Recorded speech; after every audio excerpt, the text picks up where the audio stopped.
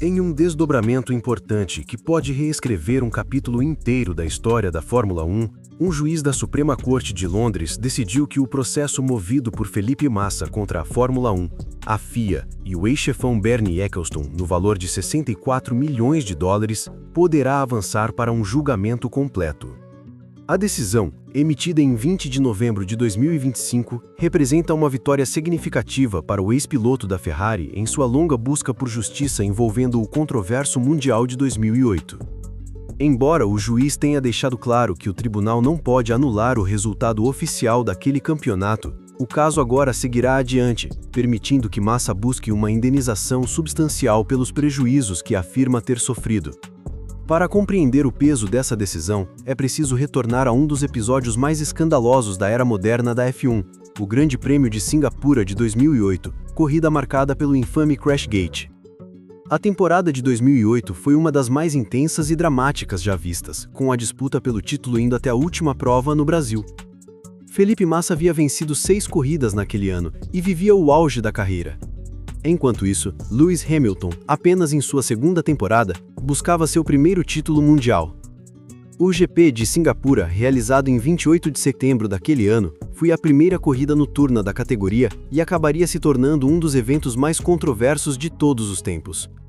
Massa, pilotando pela Ferrari, liderava com conforto quando, na volta 14, o piloto da Renault Nelson Piquet Jr. bateu deliberadamente no muro.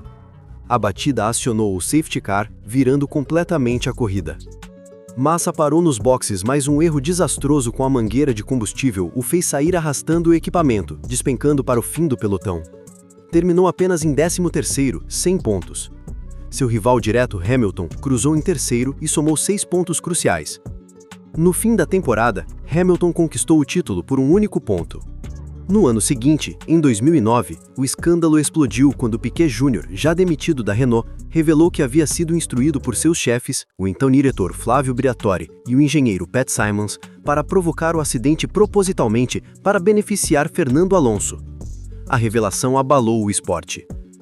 A FIA investigou e aplicou punições severas. Briatore e Symonds foram banidos e a Renault recebeu uma suspensão condicional. Entretanto, o resultado do GP de Singapura e, portanto, o desfecho do campeonato foi mantido. A FIA alegou que mudar retrospectivamente os resultados criaria um precedente perigoso e mergulharia o esporte no caos. Durante anos, parecia que o assunto estava encerrado. Mas em 2023, uma entrevista bombástica com Bernie Ecclestone reacendeu a polêmica. Ecclestone sugeriu que ele e o então presidente da FIA, Max Mosley, sabiam da manipulação antes mesmo do fim da temporada de 2008. Essa admissão levou Massa a entrar com ação judicial.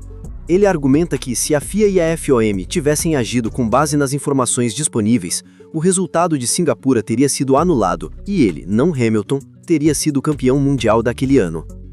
A equipe jurídica de Massa, liderada por Nick de Marco KC, apresentou a ação de $64 milhões contra a FIA, a F1 e Bernie Ecclestone, alegando que houve uma conspiração.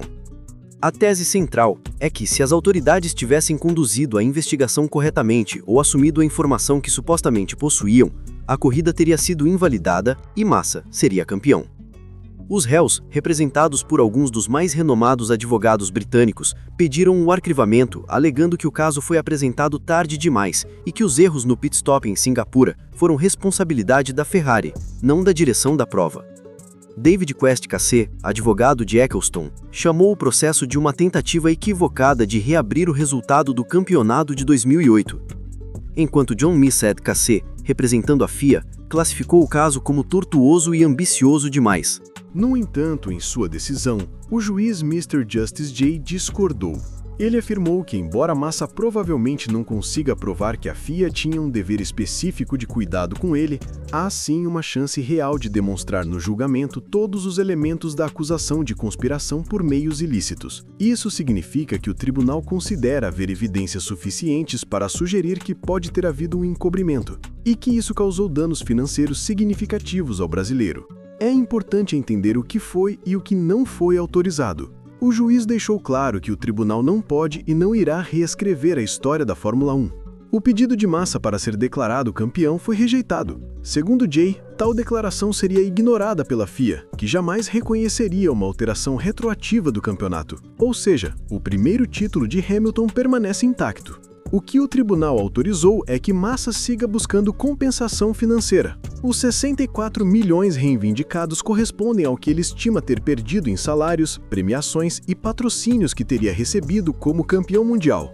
O caso agora seguirá para um julgamento completo na Alta Corte de Londres, provavelmente em 2026. O julgamento deve durar semanas e será um dos mais midiáticos da história da Fórmula 1.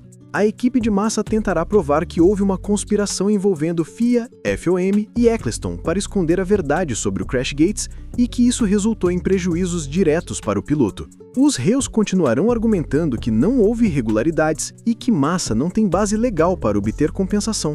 O processo deverá expor em detalhes o funcionamento interno da Fórmula 1 na época e pode revelar informações inéditas sobre um dos capítulos mais sombrios do esporte.